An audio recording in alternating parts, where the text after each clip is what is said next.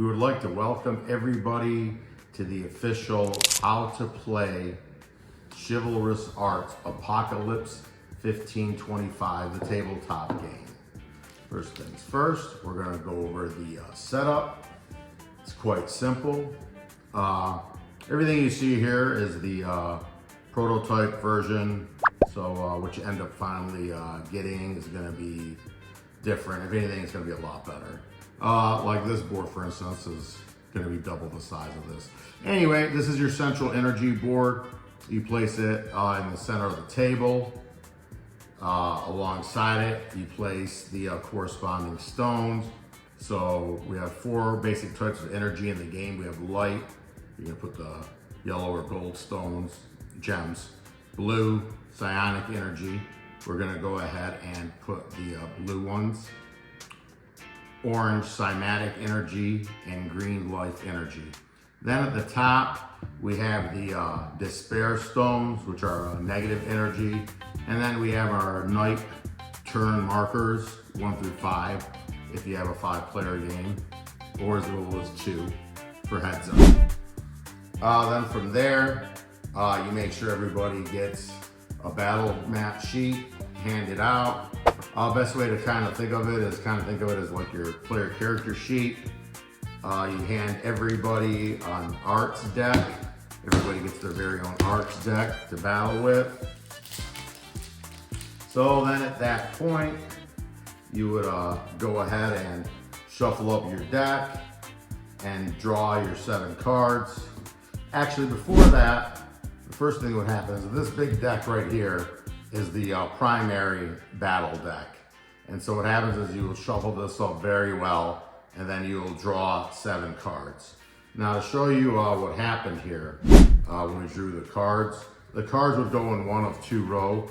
So this right here is a spell, slay living, destroy target horse. So that would go in the bottom row.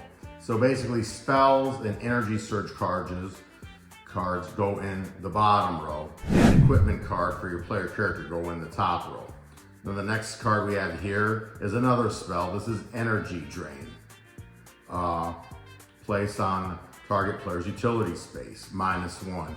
Basically, it's the equivalent of their night got energy drain down 1 level. Then the next one we have here is necromancy. And necromancy is just a simple card, it's just -1 to the life energy. But we'll get to how that works in a second. Then this card we have here, this is a psionic armor. So the way all the equipment works is it all corresponds to one of the 4 zones. Whatever you're going for, that's what you want to strengthen. Whatever your opponent's going for, that's what you want to weaken if you give it a chance.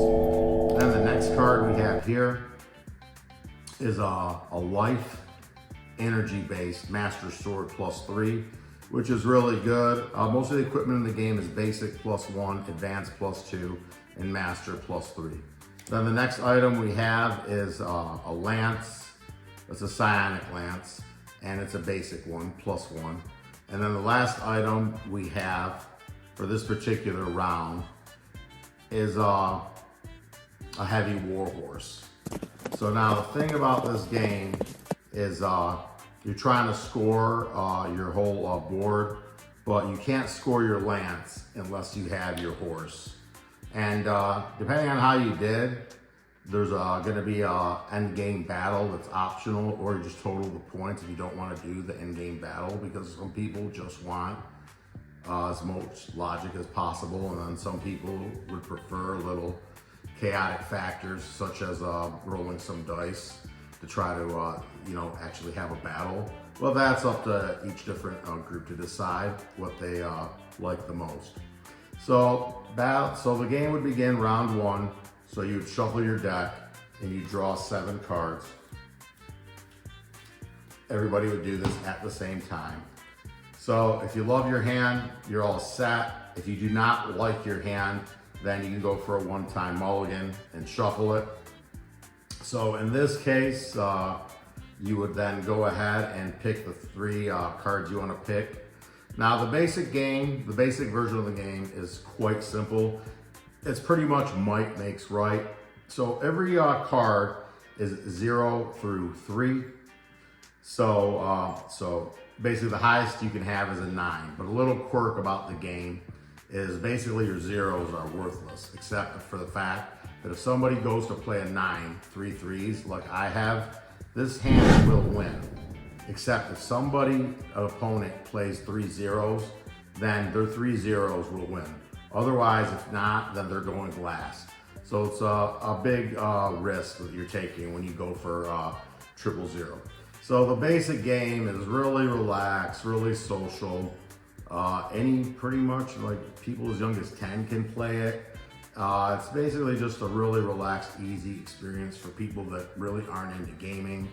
So basically whoever has the highest score, 9 beats 8, 8 beats 7, 7 beats 6, whoever has the highest score would be the first knight. You'll take the first knight marker. Then we go over here to the second row. So I can make enemies or I can't. So it's up to me because I'm the first knight.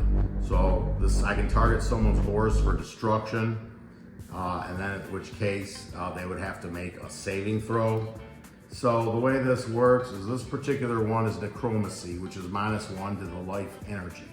So if I wanted to, I could take one of these purple stones and I could reduce the life energy. Or I don't have to, it's up to me. Right now, the game is just starting, so I would just probably pass on that. So now we get to the good stuff, the equipment card. I get to go first. And I'm gonna go, actually, before I get to this, then as the first knight, you have the option to add a stone to the energy board. Actually, according to the rules, unless one zone has 4 gems on it, then you must add one. So in this case, I'm looking at what I'm gonna take. The life master sword looks good, so I'm gonna go ahead and bump life 1. And so now this sword would score me 3 points at the end, but because of the green bead, it's gonna at least score it 4, but that could get eliminated or more could increase. And I take that and I put that in my sword slot. Second knight chooses their item, third knight chooses their item, fourth knight chooses their item. And then they place it on their player's mat. And then that's the end of the first round. So then the second round would continue the same. And then at that point, you've built up your entire character sheet. And then whoever has the highest score wins. More often than not, this end game field is gonna probably be looking something like this, and maybe a negative stone here, and a couple like that.